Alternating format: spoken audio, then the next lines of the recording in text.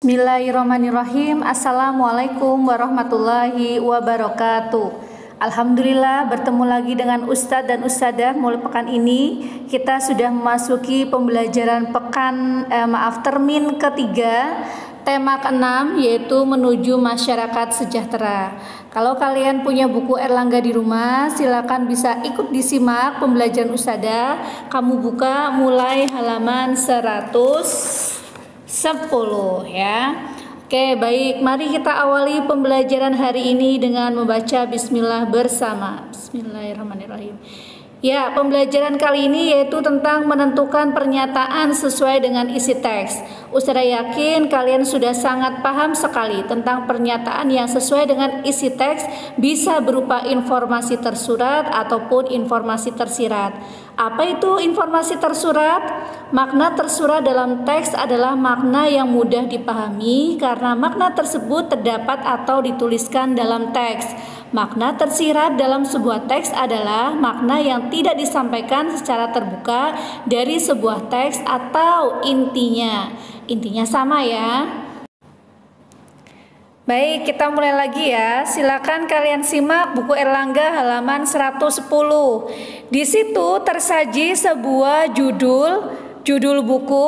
Contoh nih, ada tentang ensiklopedia permainan tradisional anak Indonesia. Dari judul itu kamu buat atau kamu cari informasi tersurat. Kalau tersurat berarti berdasarkan sama persis dengan judul atau gambar tersebut. Kalau tersirat bisa saja kamu menggunakan kalimat yang berbeda tetapi maknanya atau memuat dari judul tersebut. Contoh, dalam buku Erlangga kamu tersaji sebuah gambar anak yang sedang bermain balap karung. Berarti ada anak sedang bermain balap karung. Atau misalnya yang tersirat, berarti bisa selain dalam gambar, asalkan tentang permainan tradisional anak Indonesia. Apa contoh lainnya? Misal nih, anak-anak sedang bermain bola bekel. Misalnya itu kan salah satu permainan tradisional dari Indonesia. Ya, kita lanjutkan slide berikutnya, yaitu kalimat pernyataan yang sesuai dengan isi teks adalah kalimat yang berisikan penjelas atau fakta yang bersumber dari teks.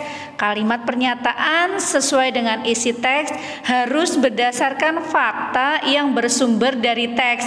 Walaupun mungkin tidak sesuai dengan teks, kenyataannya aslinya nih, tetapi berarti tidak sesuai karena pernyataan isi teks kita kembalikan lagi berarti harus sesuai dengan isi teks, tidak boleh berbeda ya. Baik, berikutnya. Cara menentukan pernyataan sesuai dengan isi teks. Perhatikan ya, perhatikan dengan baik. Yang pertama, baca paragraf dengan seksama, itu kuncinya. Harus membaca dengan teliti, harus tahu maknanya. Berikutnya, pahami maksud dari setiap kalimat dalam paragraf tersebut. Itu yang tadi Ustazah katakan di nomor 1.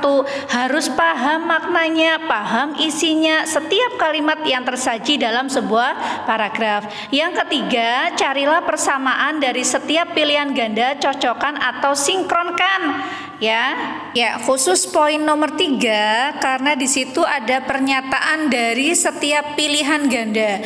Jadi itu berlaku khusus jika kalian menjumpai soal pilihan ganda. Karena dalam soal pilihan ganda pada pilihan jawaban A sampai dengan D pasti akan memiliki kemiripan jawaban yang sangat dekat. Jadi kuncinya kamu harus baca dengan teliti dari pilihan A sampai dengan D, pastikan apakah maknanya ada di dalam teks atau tidak. Ya, kembali lagi dengan buku Erlangga. Kamu baca buku Erlangga yang tadi sudah instruksikan di awal dari halaman 110 sampai dengan 128 ya. Silakan kamu boleh kerjakan soalnya, lalu kerjakan buku Erlangga halaman 122 sampai dengan 124 sebagai bahan latihan. Kemudian kamu kirim jawaban ke GCR hari ini juga. Jadi tidak terlalu banyak tugas yang menumpuk. Baik, itu saja dari Ustada. Mudah-mudahan kalian semuanya menjadi paham ya dan lebih jelas lagi. Apabila masih mengalami kendala, kesulitan atau bingung, bisa hubungi Ustada Sulis atau Ustadz Yudi ya. Tetap semangat walaupun belajar di rumah. Jaga kesehatan. Wassalamualaikum warahmatullahi wabarakatuh.